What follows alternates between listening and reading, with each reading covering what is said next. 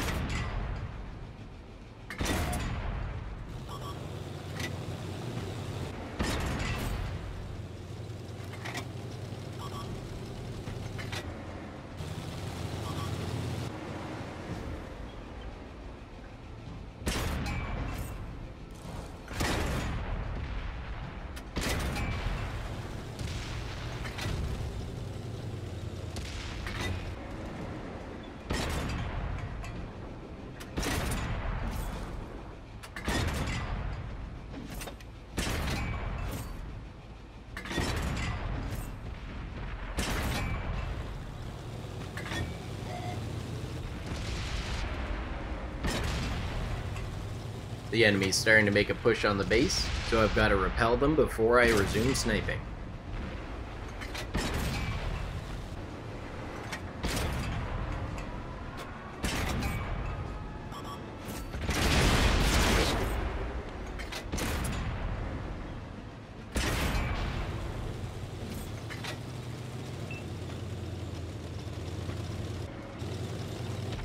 I left that remaining enemy tank destroyer up on the hill to go and help my teammate out. I know that when you're in a turretless tank destroyer and you're getting swarmed by a light tank, it's always nice to have some team support.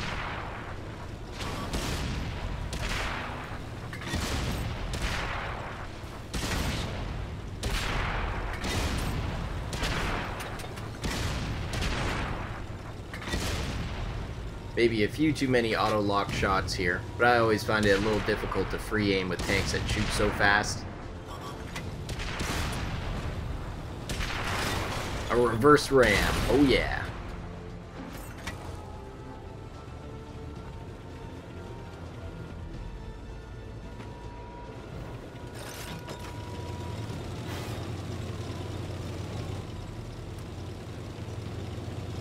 Unfortunately, Zarlar 64 got taken out in the middle.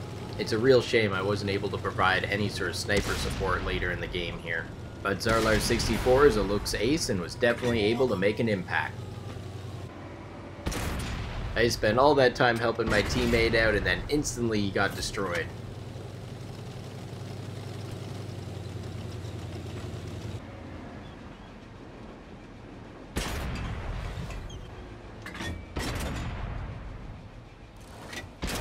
Now a 1-on-4 situation.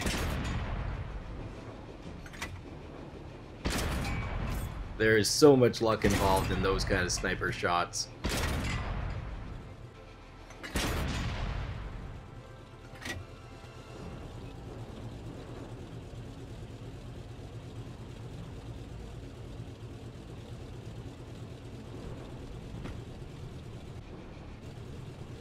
The main reason I wasn't moving here was just to keep the binoculars and the camouflage net activated.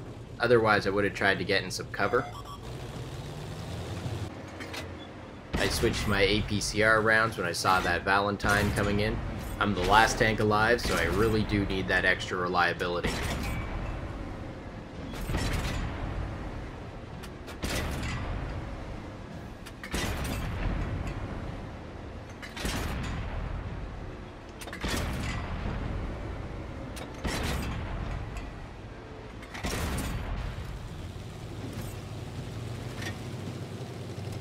I burned through a lot of my APCR shells there, so I'm switching back to the AP rounds until I know that I absolutely need them.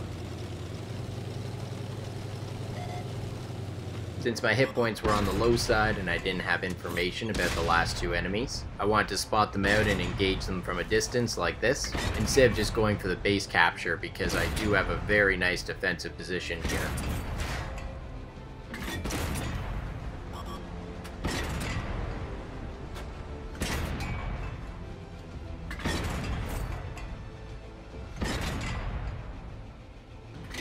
A well-played fight by that D2, but he only had destructible cover to hide behind and didn't have the firepower to pen me in this position. Only one enemy left, so I wanted to try and drag him out towards the base now, since I didn't know where his last location was. But after having such an epic game here, I decided to just take the risk and go for it. And it seems likely that since the enemy hadn't approached the base after all this time, he probably wasn't even playing.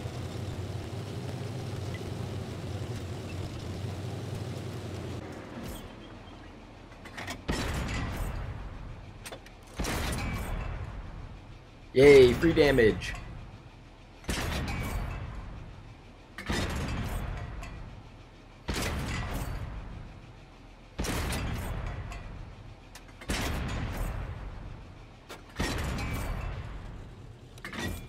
Now I'm going to quickly show you some cool clips in the server replay.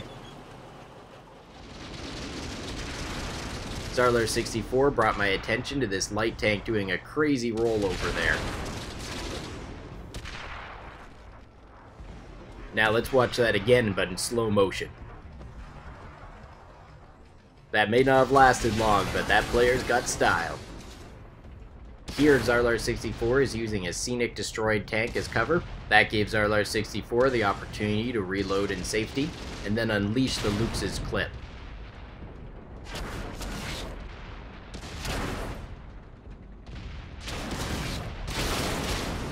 Simple and effective.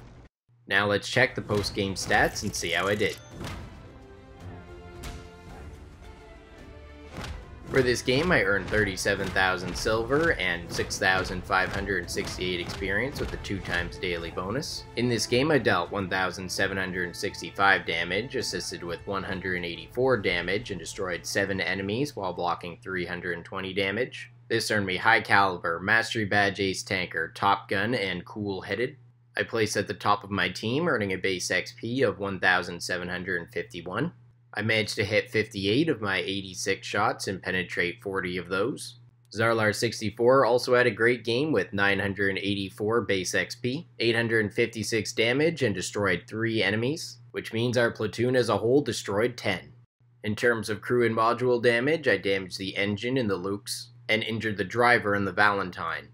Well, that's all for this video. I hope you enjoyed seeing that fun game with the Vanquisher. When you've got ideal matchmaking with this tank like I did there, you can do a little bit of everything, so try to position yourself in a tactically important location. So there I was able to defend the objective and support a majority of my teammates.